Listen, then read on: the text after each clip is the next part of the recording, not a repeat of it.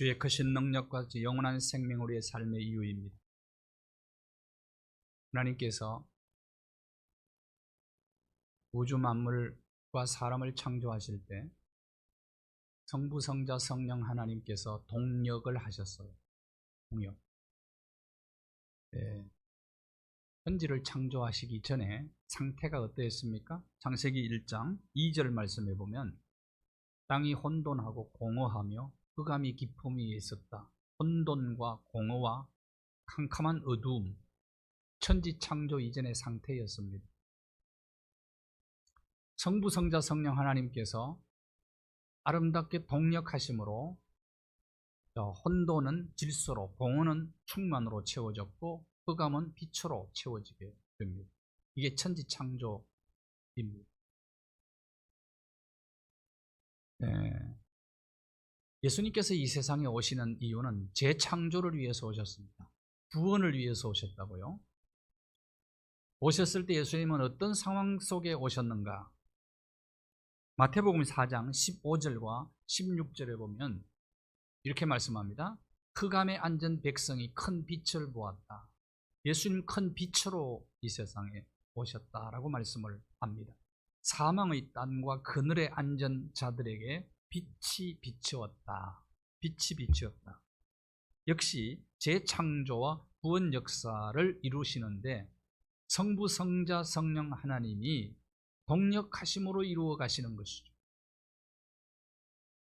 그런데 놀라운 것은 성부, 성자, 성령 하나님의 동력 사역에 사람들을 포함을 시키고 있습니다.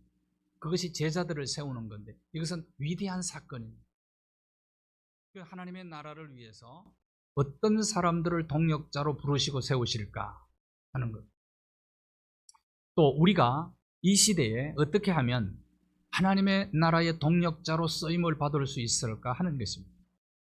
자, 하나님은 어떤 사람을 하나님의 나라의 동력자로 불러 쓰십니까?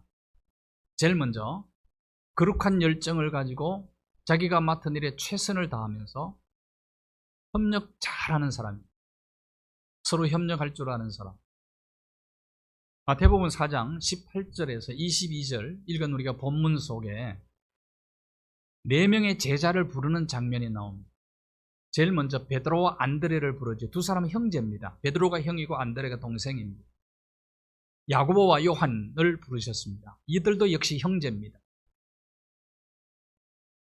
예수님께서 이 4 제자를 부르셨습니다. 이들을 불러서 하나님의 나라의 동력자로 세우신 거죠. 그러면 이들이 어떤 사람들이었기에 제일 먼저 제자로 부르셨을까 하는 겁니다.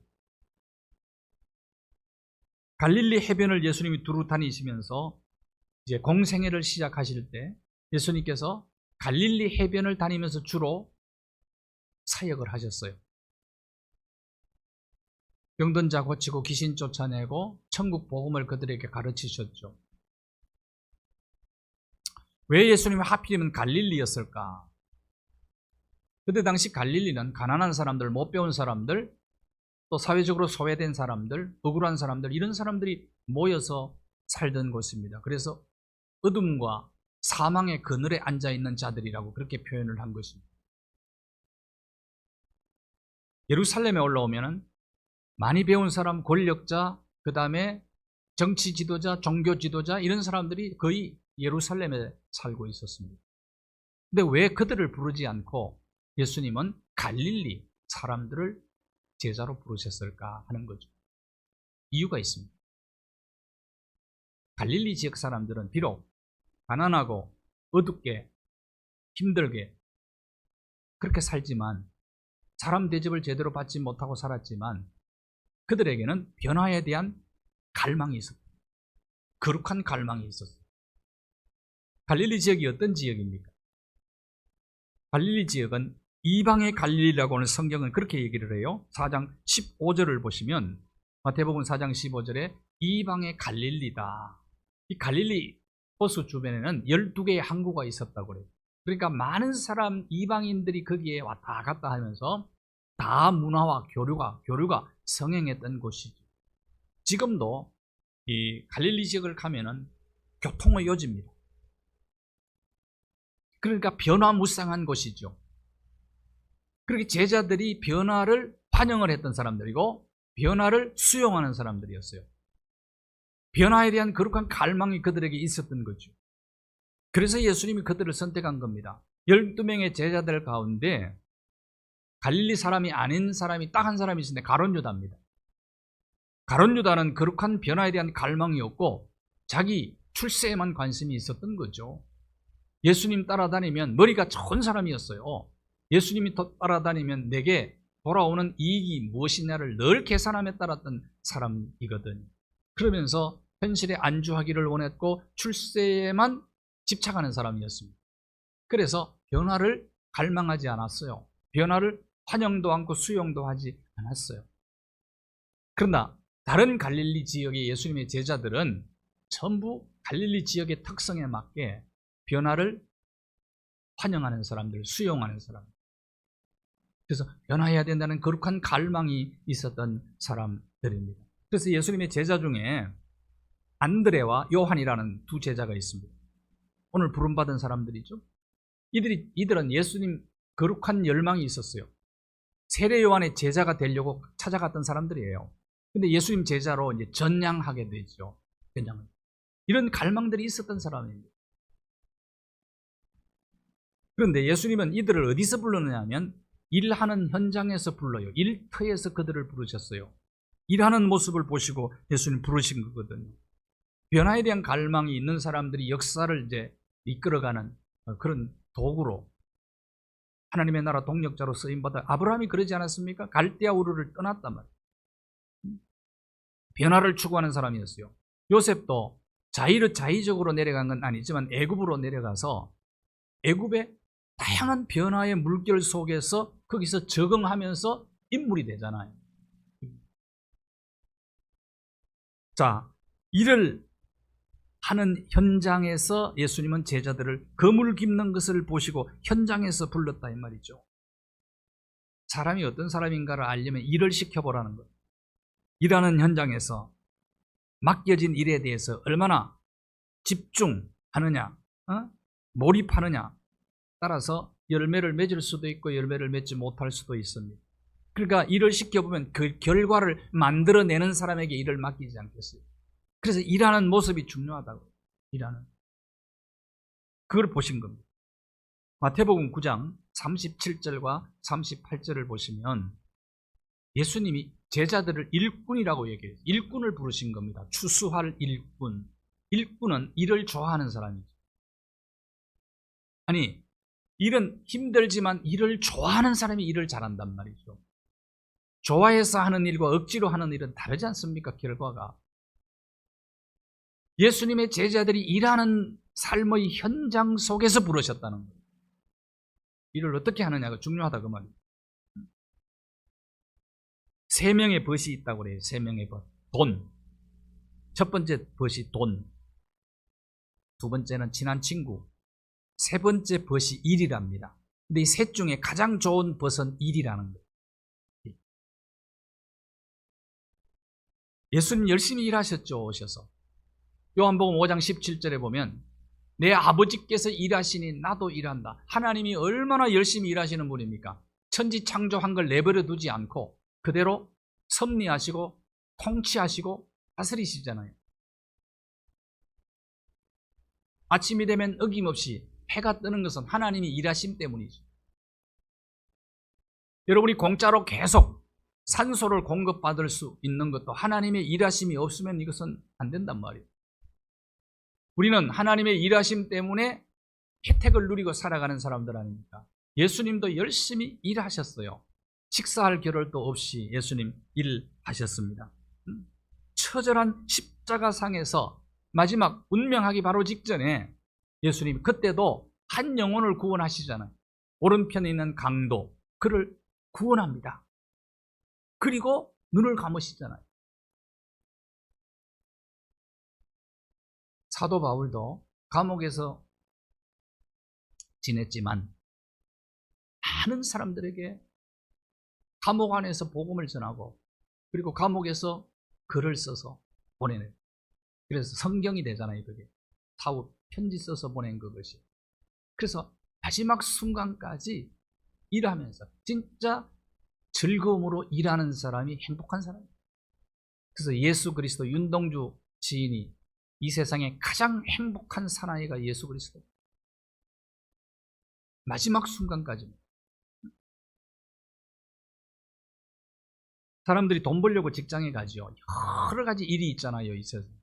여러 가지 일. 그걸 업이라고 그럽니다. 자기 업에 충실한 사람이죠. 업을 소중히 여기고 일을 즐길 줄 아는 사람을 하나님께서는 동역자로 부르셨다 하는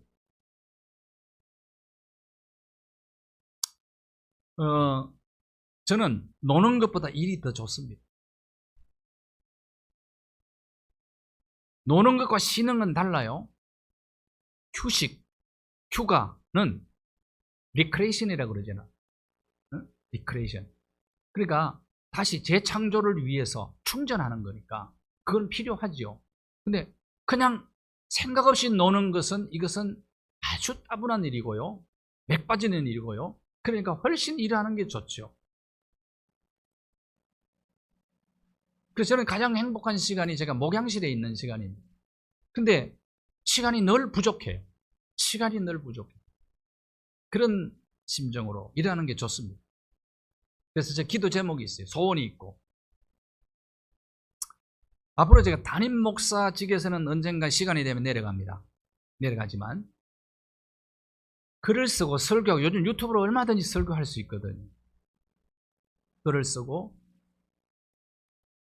또 영혼 구원하고 하나님 말씀 전하고 거룩한 하나님의 뜻을 이루는 그 일은 앞으로 계속할 거고, 지금도 어떤 일을 어떻게 할 것인가 내가 구상을 하고 있습니다. 그래서 소원이 하나 있어요. 소원이. 마지막 하나님 앞에 부름받는 그날도 열심히 일하다가 갈 수 있도록. 기도의 제목입니다.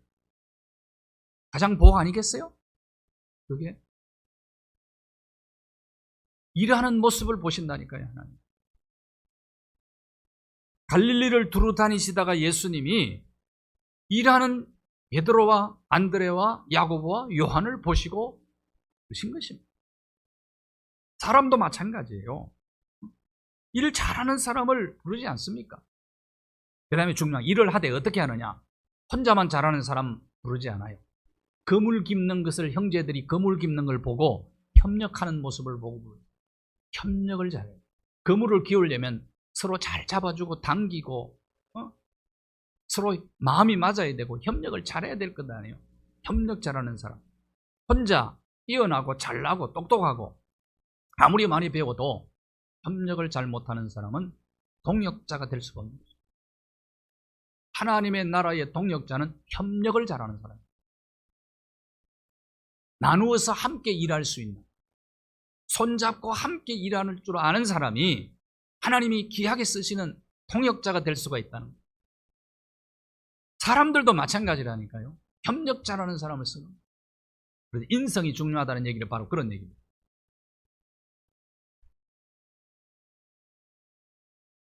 거룩한 열망이 있는 사람들입니다. 안드레와 요한은 세례 요한의 제자가 되겠다고 광야로 찾아나갔던 사람들이에요. 이런 열망이 있으니까 열심히 일했죠. 열심히. 최선을 다해서. 저는 그 일상에 대해서 거의 불만이 없어요, 사실은. 언제나 그냥 과분하다 그 생각 가지고 삽니다. 그래야 마음이 편하잖아요. 그래, 내가 이렇게 사는 것이 과분하지. 늘 이 마음 가지고 삽니다. 그러나 불만족이 하나 있습니다. 하나님의 일에 대해서는 거룩한 불만족이 있다고. 거룩한 불만족을 가졌던 사도 바울의 고백을 한번 들어보실까요? 빌립보 3장 12절부터 14절까지 말씀을 보면 이미 얻었다 함도 아니고 온전히 이루었다 함도 아니고 이건 거룩한 불만족이에요. 예수께 잡힌 그것을 잡으려고 나는 달려간다. 표대를 향하여 뒤에 있는 것은 잊어버리고 부르심의 상을 위하여 달려간다. 이런 삶이 거룩한 불만족의 삶이다. 이런 사람을 쓰시더라 이거요. 동역자로.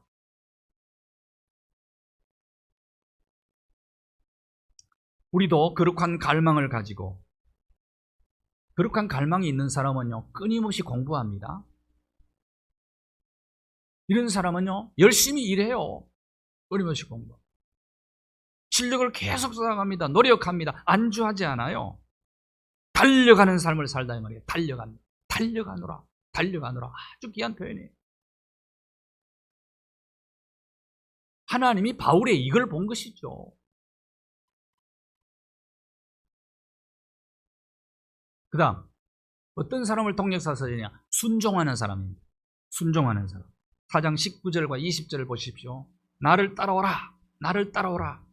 그랬더니 그물을 버려두고, 다른 성경은 부모와 처자와 배와 그물을 버려두고 집도 버려두고 따랐다. 그렇게 말씀을.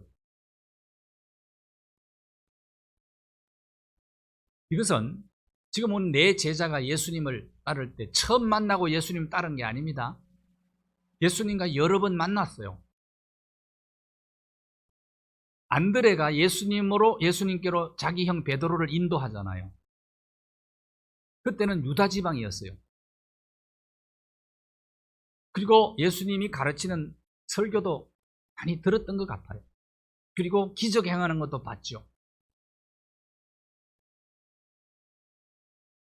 처음 만났는데 갈릴리, 나사렛, 시골 청년이 와가지고 나를 따르러 간다고 따르겠어요? 예수님 따르는 게 쉬워요, 어려워요? 예수님 따르는 게 쉬워요, 어려워요? 어렵지 않습니다. 왜? 예수님이 진짜 어떤 분인가를 알면 따르기가 쉬워요. 예수님이 진짜 창조주요 구원자다. 엄청난 기적을 행하시는 분이다. 이분은 인생 문제의 마스터키가 되신다는 것을 진짜 알면 다 버려두고 따를 수 있죠.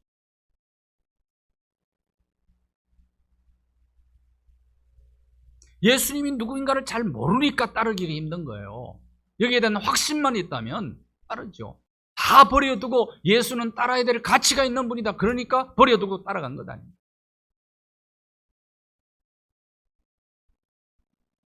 오늘 우리가 찬양을 들었는데 내 삶의 이유가 예수님이라는 거예요.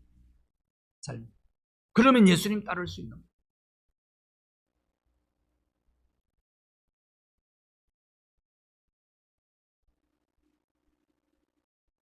오늘 저와 여러분이 예수님의 순종을 배우게 되기를 바라고요.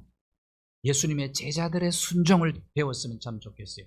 예수를 믿는다는 말은, 그리스도인이 되었다는 말은 그 순간부터 순종의 학교에 입학한 거나 마찬가지예요. 가장 좋은 공부, 그것은 순종을 배우는 거예요.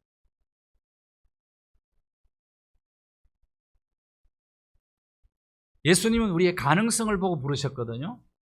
그러니까 나는 내 속에 뭐가 들어있는지 잘 몰라요.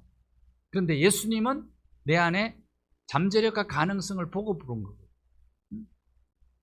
요한복음 1장 42절을 보실까요? 동생의 인도를 받아서 예수님을 만난 다음에 예수님이 베드로 보고 한 얘기입니다. 그때 이름이 시몬이었어요. 시몬의 뜻은 조약돌이라는 뜻입니다. 그런데 게바가 되리라. 이 게바가 페트로스라고 반석입니다. 베드로 속에, 조약돌 속에 반석이 들어있는 것을 본 거지요, 예수님. 그래서 예수님 만나면 내 안에 있는 가능성과 잠재력을 보게 됩니다. 좋은 선생님이 어떤 분입니까? 아이들이 좋은 선생님을 만나면 그 한마디 듣고 내 속에 있는 가능성을 보게 되는 거예요. 어른들이 해야 될 일이 바로 이것 아니겠어요? 잠재력. 그래서 결국은 예수님이 시몬을 베드로로 만드시는 거다. 금세기 최고의 리더십 연구가 존 맥스웰 목사님께서 순종의 역설적 축복을 이렇게 얘기를 했어요. 6가지로 얘기를 했는데, 적절한 상황에 있지 않아도 순종하라 이 말이에요. 순종할 수 없는 상황이라도 순종해보라. 두 번째, 문제점이 내가 많이 있더라도, 아무리 봐도 나는 하나님의 은혜를 덧입을 사람이 못 된다 생각되더라도 한번 순종해보라. 다른 사람이 내 충성, 헌신 몰라주고 격려 안 해도 그때 한번 순종해보라. 신앙생활의 연륜이 짧아도 순종해보라. 그 다음에 영적인 체험이 없더라도 한번 순종해보라. 그 다음 마지막 6번째가 전 과정 도무지 이해할 수가 없어. 그럼에도 불구하고 한번 순종해보라는 거예요.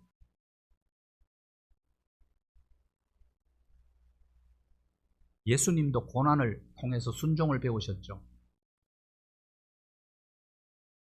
베드로전서 1장 22절에 보면 예수님도 순종을 배우셨다고요. 고난을 통해서. 고난은 순종을 배우는 가장 중요한 교육 재료가 되는 거예요. 고난 앞에서 낙심하지 말고 포기하지 말고 순종을 배울 기회로 삼아라 이거죠. 고난을.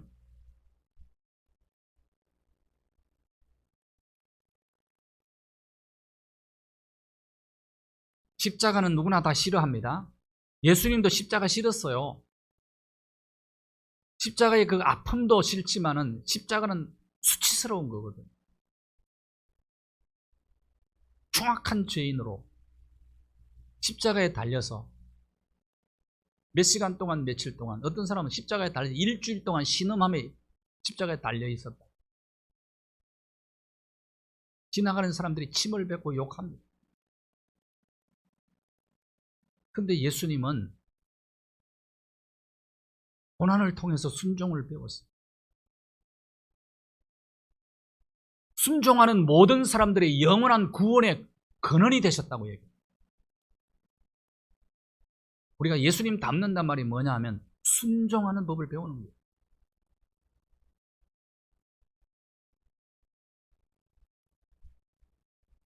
자, 베드로 사도는 얘기합니다. 자, 예수님의 부르심에 순종했던 베드로가 뭐라고 해요? 순종함으로 영혼을 깨끗하게 할 수 있다. 깨끗한 영혼이 되면 귀하게 쓰는 거예요, 하나님. 서로 뜨겁게 사랑하라는 하나님의 명령을 순종했더니 깨끗한 영혼이 되었어요. 그러면 하나님이 그를 하나님 나라 동역자로 귀하게 쓰시죠.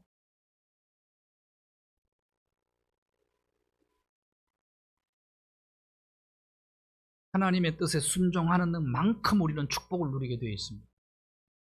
마태복음 4장 19절에 이렇게 얘기합니다. 자, 너희들이 나를 따라와라. 그러면 사람 낚는 어부를 되게 하리라. 내가 되게 하리라. 아주 중요한 단어예요. 내가 되게 하리라. 너희들은 순종만 해라. 믿고 따르기만 해라. 그러면 내가 책임지고 너희들을 키워줄게.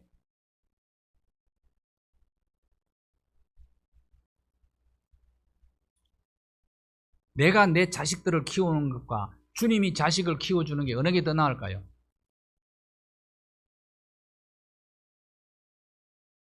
내가 아무리 몸부림치고 뻐드렁해도 안 되는 건 안 되더라고요. 안 되는 게 있습니다. 자식들에게도. 안 되는 건 안 되는 겁니다.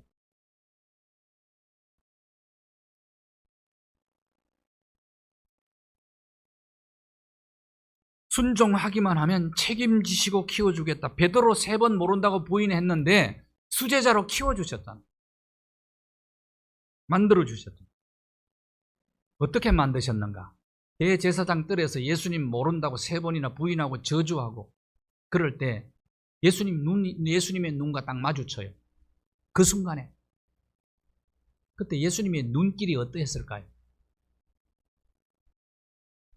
너 장담하더니 나 끝까지 따르겠다고 장담하더니 하고 예수님 비웃었을까요? 비웃는 눈길이야.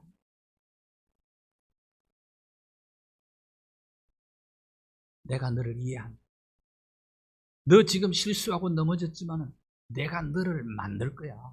내가 너를 책임질 거야. 키울 거야. 이 눈빛으로 바라보는 거야. 자식이 실수한다고 부모가 비웃습니까? 응?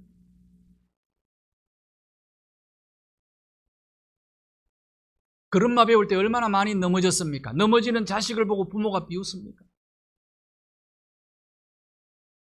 기저귀 뗄 때 얼마나 실수를 많이 했습니까? 그런데 실수 보고 비웃냐고요. 사춘기 때 속을 얼마나 많이 썩입니까? 그럼에도 불구하고 참아주잖아요. 너 힘들면 진솔하게 얘기해. 내가 너 책임져줘. 예수님이 이렇게 제자들을 키웠잖아.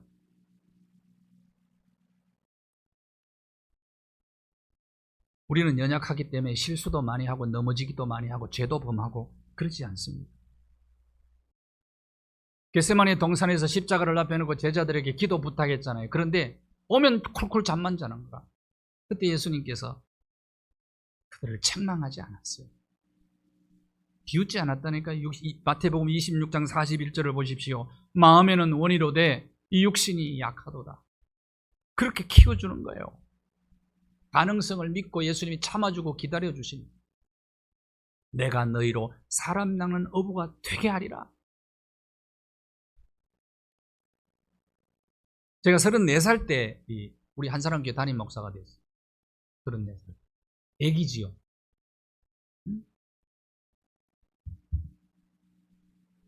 그때 설교 원고를 제가 지금 이렇게 펼쳐보니까 서툴기 짝이 없어요. 응? 그런데 우리 교인들이 나를 보고 안 비웃더라고요. 우리 교인들이, 성도들이 나를 비웃지 않았더라고요. 않았어요. 근데 그 서툰 설교를 들고도 은혜 받았다고 얘기하더라고. 왜? 나를 기다려준 거죠. 기다려준 거죠. 그래도 가능성을 믿고 기다려준 것 아닙니까? 지금 설교 원고를 보니까 지금 부끄럽다니까, 부끄럽더라니까.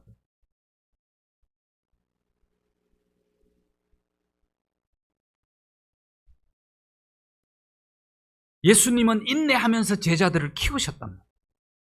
그래서 어떤 상황 속에도 저와 여러분이 예수님처럼 순종하는 법을 배울 수 있게 되기를 바랍니다.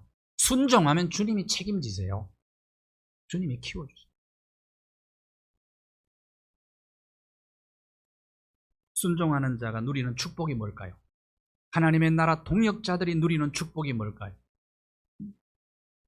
주님을 위해서 버리면 주님이 채워주십니다. 집과 거물과 배와 형제 자매와 모든 걸 버리고 주님을 따른 제자들의 삶에 그들이 받은 가장 큰 축복은 아버지를 버렸는데, 떠났는데 하나님이 그들의 하늘 아버지가 되어주셨어요. 이것이 가장 큰 축복입니다. 여러분 자녀들에게 하늘 아버지를 만나게 해주는 것이 부모가 해야 될 가장 중요한 일이에요. 하늘 아버지를 만나게 해주세요. 왜? 언젠가는 나는 그들 곁을 떠나야 돼요. 뭐 순서는 없어요.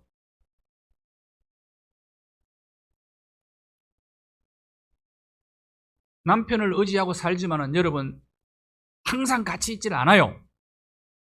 언젠가는 떠나요. 내가 먼저 떠나든지 남편이 먼저 떠나든지. 정말 믿고 의지하고 소망을 둬야 될 우리 내 주변에 있는 사람인 줄 압니까? 아니. 하늘 아버지를 만난 것이 가장 큰 축복이에요. 하늘 아버지는 육신의 아버지가 못 해주는 걸 해줘요. 육신의 부모가 못 해주는 걸 해준다고요. 육신의 부모가 죄 용서할 수 있습니까? 영생 천국을 줄 수 있습니까? 하늘 아버지는 우리의 죄를 용서하시고 영원한 천국과 영생을 주시는 분이십니다. 그렇기 때문에 하늘 아버지를 만난 게 가장 큰 축복이죠. 부모를 떠났는데 하늘 아버지를 만나요.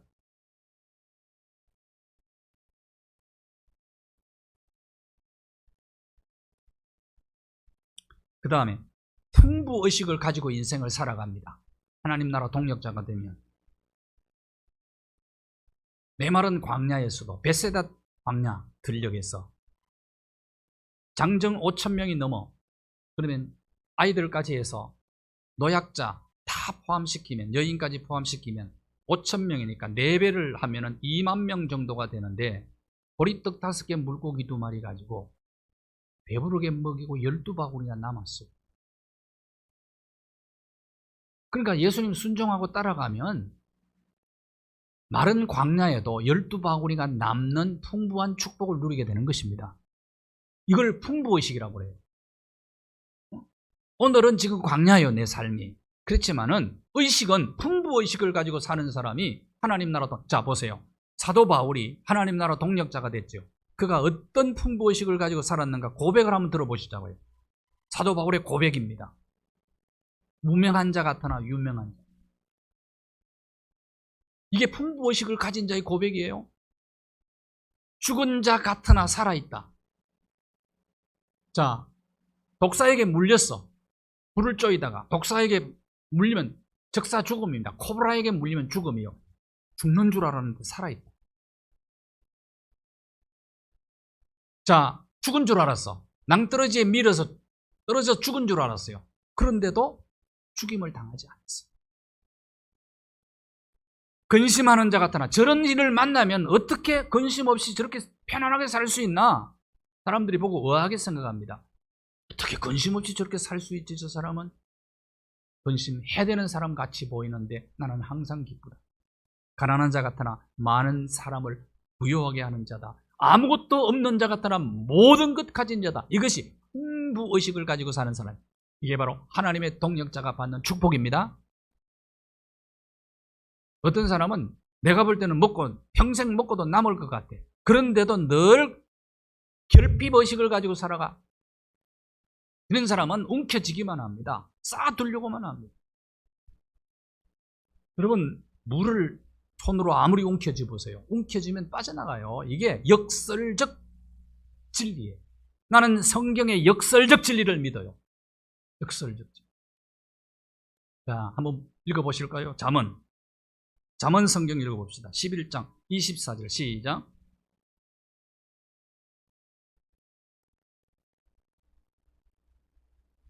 이게 역설적 진리예요. 역설적 진리. 소년이 보리떡 5개, 물고기 2마리를 손을 폈잖아요. 그러니까 12바구니가 남는 거예요. 이게 역설적 진리입니다. 저는 믿습니다, 이거를.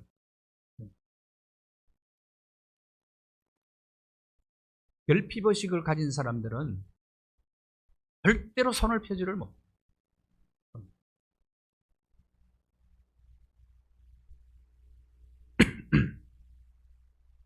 주님의 부르심에 순종하는 하나님의 나라 동력자들은 복된 미래가 준비되어 있어요. 그들을 위해. 갈릴리 어부들이, 여러분, 생선 비린내 나는 물고기만 잡는 이런 사람들이 사람 낚는 어부가 되었어요. 비교가 됩니까? 가치가? 저 갈릴리 촌놈들이 세계적인 인물이 되었어요. 새로운 교회 시대가 열렸을 때 교회 시대의 기둥들이 되었어요. 무명인이 유명인이 되었어요. 평범한 사람이 비범한 사람이. 복된 미래 아닙니다. 마가복음 10장 29절과 30절에 보면 나와 복음을 위하여 집이나 형제나 자매나 어머니나 아버지나 자식이나 전토를 벌인 자는 현세에 100배를 받되 핍박과 박해를 겸하여 받고 내세에 영생을 받지 못할 자가 없느니라. 이것이 하나님 나라 동력자가 받는 놀라운 축복이죠. 이 복을 저와 여러분이 받아 누리게 되기를 바랍니다. 그래서 하나님의 나라 동력자가 세상 살 때도 가장 행복하게 살고 풍부의식을 가지고 살고 하나님의 나라 가면 영생 복락을 누리게 됩니다. 저는 세상에서 꼭 내가 버린 것을 100배로 꼭 갚아들 경우도 있어요. 그런데 이 풍부의식을 가지고 살아가면 그게 100배 아닙니까? 100배, 1000배 복 아니에요, 그게? 어제도 어떤 분이 그래요. 어떤 권사님, 목사님, 그냥 하루하루를 그냥 사는 게 이게 행복하게 느끼면서 사는 게 축복이에요. 그렇지요. 코로나 시대에 더욱더.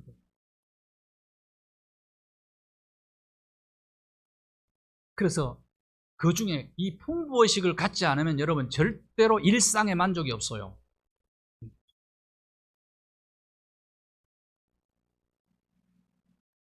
코비드 시대에, 포스트 코로나 시대에 우리 어떻게 살아야 돼요? 우리는 거룩한 불만족이 있어야 돼요. 하나님의 일에 대해서. 그리고 이 시대는 변화를 갈망하셔야 돼. 우리가 변화할 수 있는 기회거든요. 모든 거 변화할 수 있는 아주 절호의 기회가 온 것입니다. 빨리빨리 변해야 돼요. 변화를 환영하고 변화를 수용할 줄 알아야 돼요. 갈릴리 사람들. 그래야 포스트 코로나 시대에 쓰임을 받아요. 우리가 맡은 일에 최선을 다하셔야 돼요. 최선. 그리고 일을 좋아하셔야 돼요. 즐겨하셔야 돼요. 그리고 순종을 배우시기를 바랍니다. 어려울 때 순종 배우는 거예요. 어려울 때. 하나님의 나라 동력자들이 받아 누리는 모든 영육간의 축복들, 금세와 내세의 축복들을 다 함께 받아 누리시게 되기를 주님의 이름으로 축원합니다. 감사합니다. 하나님 아버지, 코로나 시대에 급변하는 세상 속에 4차 산업시대에 도래하는 이런 시대 속에 우리가 살아가고 있습니다. 변화를 환영하고 수용하고 이 변화하는 세상 속에서 사랑하는 주의 자녀들 맡겨진 일에 최선을 다하게 하시고 서로 협력을 잘하여 주님의 부르심에 순종함으로 하나님의 나라 동력자들이 되어 약속하신 모든 은혜와 축복들을 풍성히 받아 누리는 축복의 주인공들 다 되게 하여 주시옵소서. 예수 그리스도의 이름으로 기도하옵나이다. 아멘.